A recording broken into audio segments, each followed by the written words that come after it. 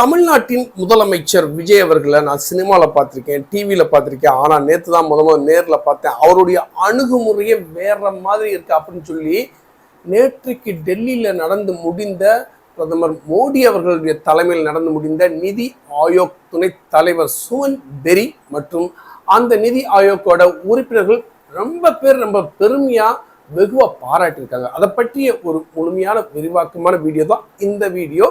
நிதி ஆயோக் கூட்டமா அப்படின்னா என்ன, ஐயோ போரிங்கா இருக்குமே அப்படின்னு நினைச்சு தயவு செஞ்சு இந்த வீடியோ வந்து அப்படி தட்டி விட்டு போயிடாதீங்க.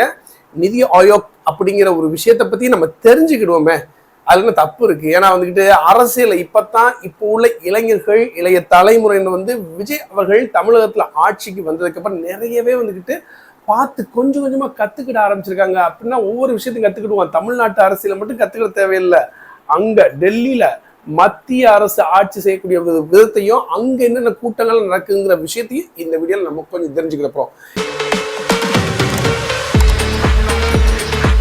நிதி ஆயோக் அப்படிங்கிற ஒரு திட்டம், அந்த கூட்டம் அப்படின்னா, அதாவது நம்ம இந்தியாவில் இருக்கக்கூடிய அத்தனை மாநிலங்களில் இருக்கக்கூடிய முதல்வர்கள் எல்லா பேரும் சேர்ந்து அந்த இடத்துல உட்காந்து நம்மளுடைய பாரத பிரதமர் மோடி அவர்களுடைய தலைமையில எப்படி வந்து இந்தியாவோட வளர்ச்சிக்கு, தமிழ்நாட்டோட வளர்ச்சிக்கு, இது மாதிரி பல மாநிலங்களோட வளர்ச்சிக்கு என்னென்னா பேசணும் அப்படிங்கிறது தெளிவாக பேசுறது தான் வந்துட்டு நிதி ஆயோக் அப்படிங்கிற திட்டம். அப்படித்தான் நான் நினைக்கிறேன், அதுதான் உங்களுக்கு சொல்றேன். கிட்டத்தட்ட வந்துக்கிட்டு அது தவறு இல்லைன்னு நினைக்கிறேன்.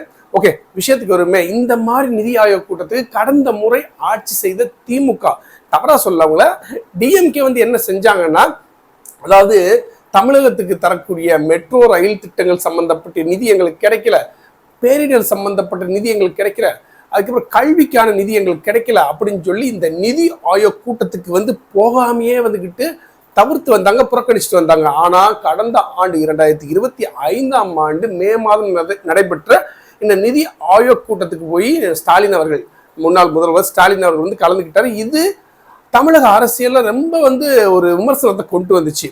ஆனா நம்மளுடைய விஜய் அவர்கள், மாநில முதல்வர் விஜய் அவர்கள் வந்துக்கிட்டு அரசியல் வேற, கொள்கை வேற, இந்த மாதிரி சந்திப்பு வேற அப்படிங்கிற மாதிரி அடிப்படை தெளிவா புரிஞ்சுக்கிட்டு இந்த மாதிரி கூட்டத்துக்கு வந்துட்டு கலந்துக்கிட்டு நல்ல அருமையான முறையில் வந்து செயல்பட்டுக்கிட்டு இருக்காரு. அப்படிங்கிறத நிதி ஆயோக் துணைத் தலைவர் சுமன் பெரி வந்து அழகா சொல்லியிருக்காரு. அது போக மட்டும் இல்லாம அவருடைய 2035 தமிழ்நாட்டை பொருளாதார ரீதியா $1.5 ட்ரில்லியன் அந்த அளவுக்கு வந்துக்கிட்டு நான் வந்து டார்கெட் வச்சிருக்கேன். அதாவது மில்லியன் பில்லியன் கிடையாது, 1.5 ட்ரில்லியன் அந்த அளவுக்கு வந்துக்கிட்டு தமிழ்நாட்டோட ஒரு வளர்ச்சியை நான் வந்து மைண்ட்ல வச்சிருக்கேன், இதுதான் என்னுடைய டார்கெட் அப்படிங்கிற அளவு தெளிவா மனுஷன் வந்துக்கிட்டு திட்டமிட்டு தொலைநோக்கு பார்வையோட வந்துக்கிட்டு ஒரு விஷயத்தை செயல்படுறாரு. அதனால வந்துக்கிட்டு நல்ல தெளிவான ஒரு சிஎம் தான் அப்படிங்கிற மாதிரி வந்துக்கிட்டு இந்த நிதி ஆயோக்குடைய துணைத் தலைவர் சுமன் பெரி மற்றும் அந்த உறுப்பினர்கள், சார்ந்த உறுப்பினர்கள் நல்லா அழகாவே வந்துட்டு பாராட்டியிருக்காங்க. நம்மளுடைய முதல்வர் விஜய் அவர்களை பாராட்டியிருக்காங்க.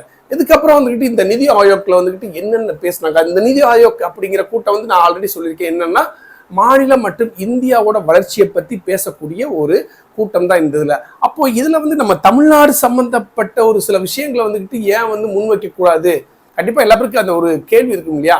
அப்படி நம்மளுடைய தமிழக முதல்வர் என்ன ஒரு விஷயத்த அந்த இடத்துல வச்சிருக்காரு, முன்மொழிஞ்சிருக்காரு அப்படி பாக்குறப்போ, அதாவது எனக்கு தெரிஞ்ச அந்த ஒரு முக்கியமான விஷயங்கள் மட்டும் சொல்றேன். ஒரு 5-6 விஷயத்த வந்து முன் வச்சிருக்காரு. அதுல வந்து முக்கியமான விஷயத்த மட்டும் சொல்றேன். நீட் தேர்வு அதை ரத்து செஞ்சுட்டு, தமிழ்நாட்டில் நீட் தேர்வை ரத்து செஞ்சுட்டு அதற்கு பேர் +2 மதிப்பெண்கள் அடிப்படையில் மருத்துவ படிப்புக்கான சேர்க்கை வந்து நடைபெற வேண்டும், அட்மிஷன் நடைபெறணும் அப்படிங்கிற விஷயத்த சொல்லியிருக்காரு. அது போக கோயம்புத்தூர்ல எய்ம்ஸ் மருத்துவமனை, எய்ம்ஸ் ஹாஸ்பிட்டல் வந்து கட்டணும் அப்படிங்கிற விஷயத்தையும் முன் வச்சிருக்காரு. இது போக நம்மளுடைய அதாவது நம்மளுடைய தேசிய அப்படின்னு சொல்லலாம் மதச்சார்பற்ற ஒரு திருவள்ளுவர் எழுதிய திருக்குறள், அந்த ஒரு விஷயத்தை வந்துக்கிட்டு நீங்க வந்து தேசிய இலக்கியமா நீங்க வந்து கொண்டு வரணும்.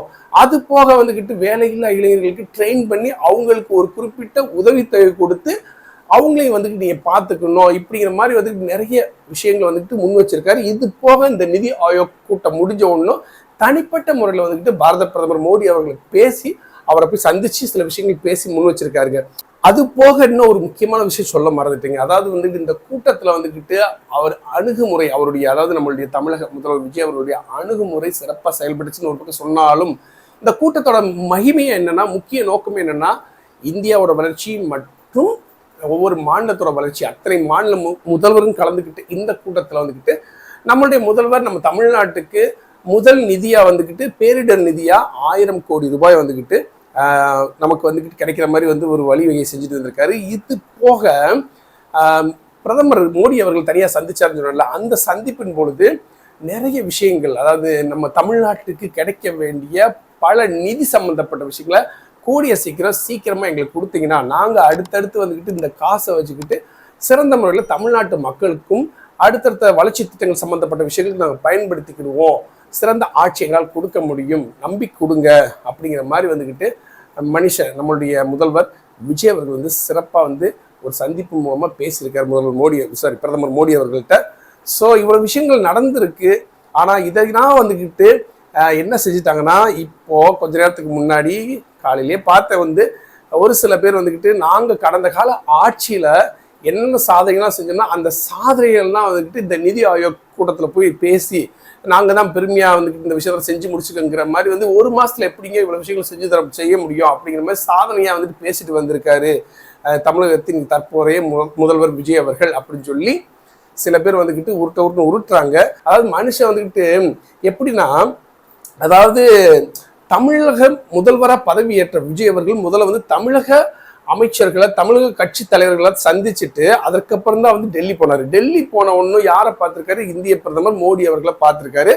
அப்போ பார்க்குறப்ப வந்துக்கிட்டு மற்றவங்களை பார்த்தா சரியா இருக்காது. அதாவது எதிர்கட்சி தலைவர்களான ராகுல் காந்தி, சோனியா காந்தி அப்படிங்கிற அவங்கள பார்த்தா சரிப்பட்டு வராதுக்காக வந்து போனோமா முதல் டெல்லி பயணத்தப்ப வந்துக்கிட்டு அங்கே போயிட்டு பாரத பிரதமர் மோடி அவர்கள் மட்டும் பார்த்துட்டு திரும்பி வந்துட்டார். இப்போ 2வது முறை போகிறப்ப வந்துக்கிட்டு எதிர்கட்சி தலைவர் மற்றும் வந்து காங்கிரஸ் தரப்பில் இருக்கக்கூடிய முக்கிய தலைவர்கள்லாம் சந்திச்சுட்டு அதற்கப்புறம் இந்த நிதி ஆயோக் கூட்டத்தில் கலந்துக்கிட்டு அதற்கப்புறம் வந்து பிரதமர்கிட்ட வந்துக்கிட்டு ஒரு எதிர்ப்பு போக்கை காட்டாம கடந்த காலகட்டத்தில் கடந்த ஆட்சி காலத்தில் இந்த முதல்வர்கள் இந்த நிதி ஆயோக் கூட்டத்தில் வந்து கலந்துக்கிட்டு நம்ம புறக்கணிச்சது மாதிரி அந்த செயல்பாடுகள் ஈடுபடாமல் இவர் வந்துக்கிட்டு மத்திய அரசுக்கு சப்போர்ட் பண்ணுற மாதிரி இந்த நிதி ஆயோக் கூட்டத்தில் வந்து கலந்துக்கிட்டு அவர் வந்துக்கிட்டு சுமூகமான முறையில் வந்து கையாண்ட விஷயம் இன்னைக்கு இந்தியாவில் இருக்கக்கூடிய பல கட்சி தலைவர்கள்லாம் வியந்து பாராட்டக்கூடிய அளவுக்கு தமிழக முதலமைச்சர் இப்படியே செயல்படுவாரா அப்படிங்கிற அளவுக்கு வெகுவான ஒரு பாராட்டப்பட்டிருக்காரு நம்மளுடைய முதல்வர் விஜய் அவர்கள். அதனால வந்துக்கிட்டு விஜய் அவர்கள் அமைதியா இருக்கிறதுனால வந்துக்கிட்டு இவர் வந்து ரீல்ஸ் போடுறதுக்கு தாவேகா கட்சி சார்ந்த அமைச்சர்கள் மற்றும் இப்போ தமிழ்நாட்டை ஆட்சி செஞ்சுக்கிட்டு இருக்கக்கூடிய முதல்வர்கள் ரீல்ஸ் சம்பந்தப்பட்ட விஷயங்கள் தான் கான்சன்ட்ரேட் பண்றாங்க. எல்லாமே சமூக ஊடகங்கள் போடுறாங்க. அப்படின்னா இல்லாம மௌனம் தான் காரியம் சாதிக்கும் அப்படிங்கிற அடிப்படையில் வந்துக்கிட்டு நிறைய விஷயங்களை வந்துட்டு அமைதியாக சாதிச்சுட்டு வந்திருக்காரு. இது போக வந்துட்டு டெல்லியில் இந்த நிதி ஆயோக் கூட்டம் முடிச்சு இல்லையா, அது முடிஞ்சோன்னு நேராக வந்து கர்நாடகா போய் கர்நாடகா உடுப்பியில் இருக்கக்கூடிய மூகாம்பிகை அந்த அம்மன் கோயிலுக்கு போயிட்டு அங்கே இருக்கக்கூடிய முப்பெருந்தேவி கோயிலை போய் வணங்கியிருக்காரு. அந்த கோயில் பிரகாரம் வந்துக்கிட்டு மேலாரை அணியக்கூடியது, சட்டை போடக்கூடாது, அதெல்லாம் வந்துக்கிட்டு வேஷ்டி கட்டிட்டு அதுக்கு மேலே வந்து சிவப்பு கடலில் பொன்னாடி போத்திருக்காங்க. விசேஷ வழிபாடு அந்த கர்நாடகாவில் இருக்கக்கூடிய அந்த மாநிலத்தில் இருக்கக்கூடிய ஒரு அமைச்சர் நம்மளுடைய முதல்வர் விஜய் அவர்களை வரவேற்று அங்கே வந்து அவருக்கு தேவையான அந்த விசேஷ தமிழ்நாட்டு மக்கள் நல்லா இருக்கணும், தமிழ்நாட்டில் ஆட்சி நல்லபடியாக நடக்கணும் அப்படிங்கிற அடிப்படையில் வந்து ஒரு விசேஷ பூஜைக்கு ஏற்பாடு பண்ணியிருக்காரு. அந்த பூஜையை முடிச்சுட்டு நல்லபடியாக வந்துட்டு அங்கேருந்து கிளம்பி இன்னைக்கு வந்துட்டு நம்மளுடைய தமிழ்நாட்டுக்கு வந்து சேரப்போகிறார் முதல்வர் விஜய் அவர்கள். இவ்வளவு விஷயம் நடந்திருக்கு. அதனால் வந்துட்டு இந்த வீடியோ மூலமாக நம்ம நிதி ஆயோக் என்ன அதில் வந்து என்னென்ன பேசியிருப்பாங்க, அதில் குறிப்பாக நம்மளுடைய தமிழக முதல்வர் என்ன பேசியிருப்பாரு, இது போக வந்துக்கிட்டு கர்நாடகாவில் போய் அவர் எதற்காக சாமி கும்பிட்டா, இந்த எல்லா விஷயங்களும் தொகுத்து இந்த வீடியோ மூலமாக உங்களுக்கு சொல்லியிருக்கேன். ஸோ இவ்வளோதான் வந்து எனக்கு தெரிஞ்சது. இதுக்கு மேலே வந்து சில விஷயங்கள் முக்கியமான விஷயம் நடந்தால் அதையும் வந்து அடுத்த வீடியோவில் உங்களுடைய பார்வை கொண்டு வரேன். நம்மளுடைய வீடியோ பிடிச்சிருந்தா மறக்காம நீங்கள் என்ன பண்ணணும், நம்மளுடைய பாமுத்துக்கு விஷயம் மறக்காம சப்ஸ்கிரைப் பண்ணி விட்டுருக்கேன்.